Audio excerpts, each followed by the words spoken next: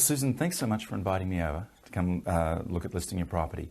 What I'd like to do first is I want to take you through the selling process. Now, I've broken the selling process down into 8 steps, and I find if I do all 8 steps, I'm successful and the house sells. So if we look at it here, step number 1 is understanding current market conditions. I'm going to share with you shortly what's going on in our marketplace. 2 is assessing or appraising the value of your home. And I've done a market analysis here to that effect, and we'll get to that shortly. Step 3 is setting the right price. And I think you'll agree with me that this is the most critical step in the process. Yes. Right. Step 4 is calculating your bottom line. And based on my market analysis, I've done what we call a net sheet, which will show what your costs will be and what you can expect to net from the sale of the home. Okay. Step 5 is preparing your home for sale. And should we decide to go into business together, I'll be happy to take you through your home and let you know what you need to do to stage it to maximize the value you get for it. Step number 6 is advertising and marketing your home. And unless you've got any specific questions, I'm not going to spend a lot of time on that today. Suffice to say, we're a very aggressive marketer of real estate. Now, step number 7 is where my work, quite frankly, begins. And that's when we start receiving offers, qualifying the buyer, making sure indeed they can afford to buy the home, helping you negotiate it to get the best price and terms for you, and then dealing with things like inspections, contingencies, appraisals, that sort of thing, until ultimately we get on to step 8, which is getting you settled in your home. Okay? Now, with that in mind, what I want to do is share with you what is going on in our market right now. And what we do is we call this a total market overview. And basically what it is, it's a snapshot of our residential real estate market in Spokane. Now, if you look at this, you can see that we've broken this down into price ranges. And currently there are 3,079 homes listed for sale in the Spokane market, right? That's the bad news, right? Now, as you look at this, what price range do you think your home falls in? Probably right about in the middle range. Okay. Are you thinking in this range here, 150, 175? Okay. I think so. Well, great. Well, let's take a look at this, and I'll share with you what's going on in this range. Now, currently there are 292 homes currently listed for sale. Right? As I said, that's the competition. Now, the next column represents those homes that have actually received offers that have been accepted and are on their way to closing. We call those pendings. And right now there are 202 pendings. So currently in this price range, there are 69.2% of all the homes on the market have received an accepted offer. That's phenomenal. In fact, this is the busiest I've ever seen our market since I've been in the business. That's good. Yeah, it is very good. Now, in the last 6 months, we've had 10 homes, only 10 homes expire in this price range. And what I mean by that is basically the market rejected those houses and they didn't sell and they came off the market. Okay?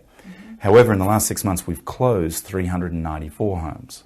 Now, what I mean by that is these homes all have new owners. And the reason I share this number with you is that this is 6 months worth of sales activity. So 6 months is 394. However, if we go back and we look at the pendings, which really represent the last 30 days, because our average escrow period is about 30 to 40 days long, we have 202. So if I were to multiply this number by 6, you can see it would far exceed 394. Right? Now, in this price point, the average list price of the homes for sale is $161,501. Okay? That's the average list price. Now, the average list price of the homes that actually sold was $161,701. So the homes that are selling actually for a little more than what they're listed.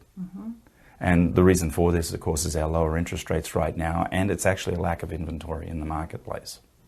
Now, if you look at our market, other than the very bottom, which is below 50,000, everything that sells in our market sells within 1 to 2% of list price.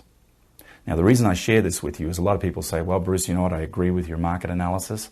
However, I'd like to price it $5,000 or $10,000 higher, so I've got room to negotiate. Well, there are 2 challenges with that. One is the people who can afford to buy your home aren't looking $5,000 and $10,000 outside of their price range.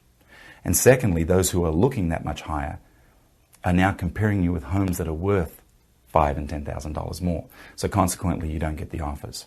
So when you look at this, you can see, one, you don't need to build a buffer in, right, in order to get your price. My recommendation to you would be to price it at market value and don't negotiate.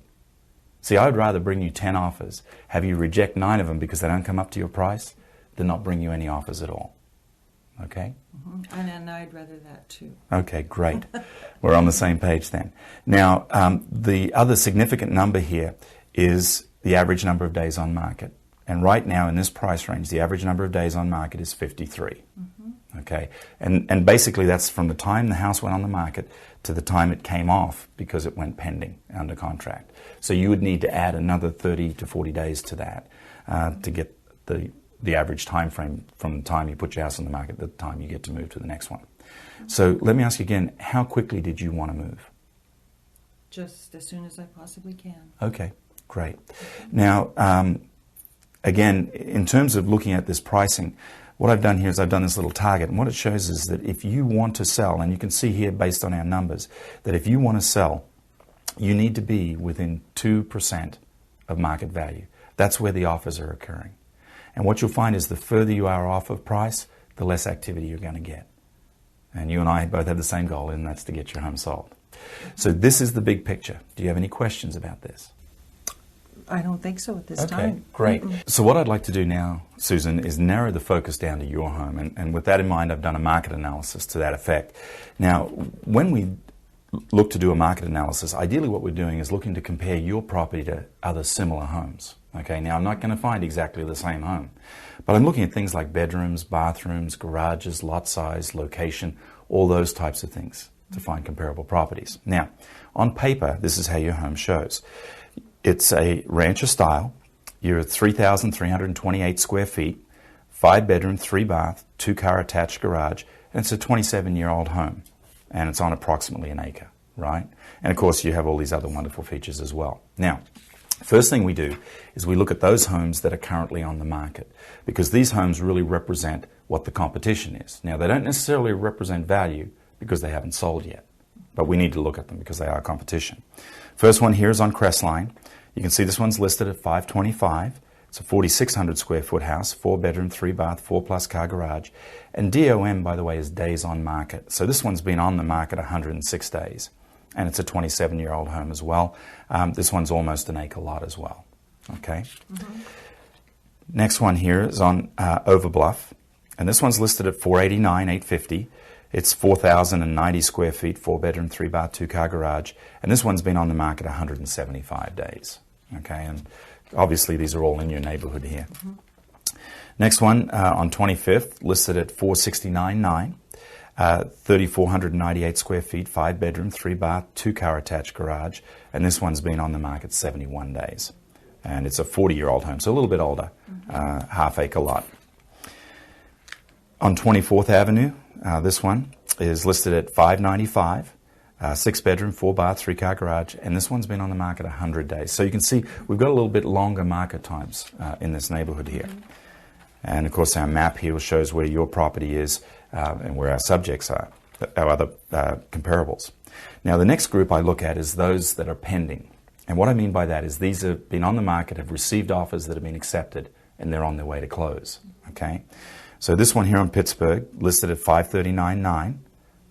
3,472 square feet, 4 bedroom, 4 bath, 4 plus car garage. It was on the market 134 days before it received that offer. And you can see it's located here in relationship to you. Same neighborhood, comparable area. Now, we take a look at the recently solds, and these really are the best indicator of market value because they show what people are willing to pay for a similar type home.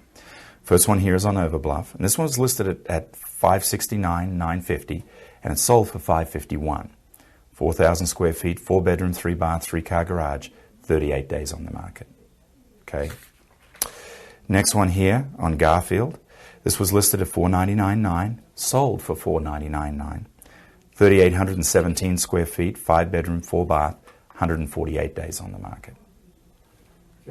Okay, now the next group we look at, Susan, are those that are recently sold. And these really are the best indicator of market value because they show what people are willing to pay for similar type homes.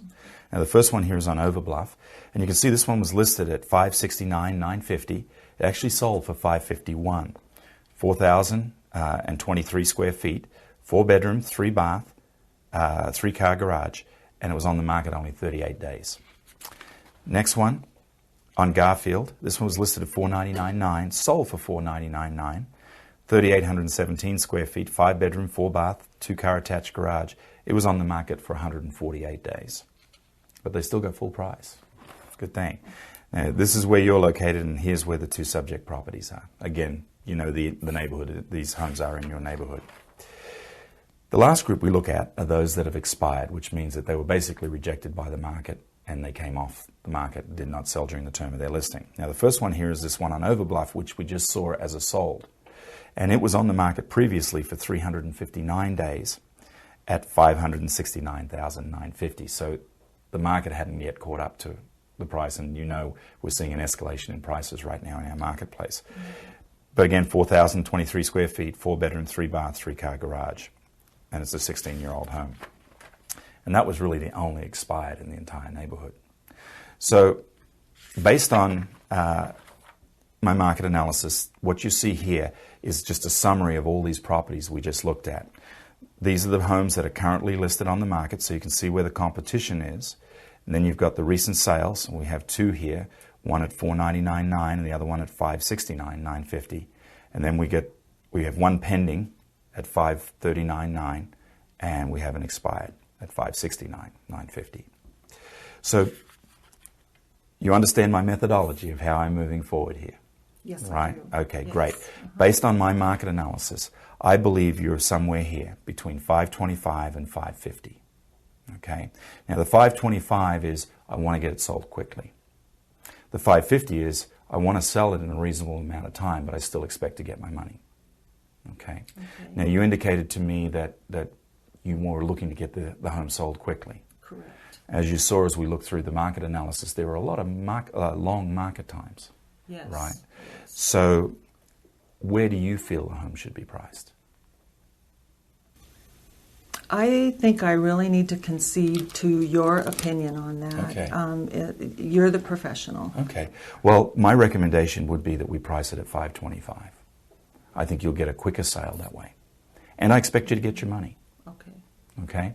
Now, with that in mind, what I want to share with you is what we call the net sheet. All right? Mm-hmm. This is where all of your costs show up. Now, at $525, we're going to be looking at closing costs of about $35,000 with a net of $489,805 approximately. Okay? So the first question I have to ask you is, does this number make financial sense for you? Yes, it does. Okay, great.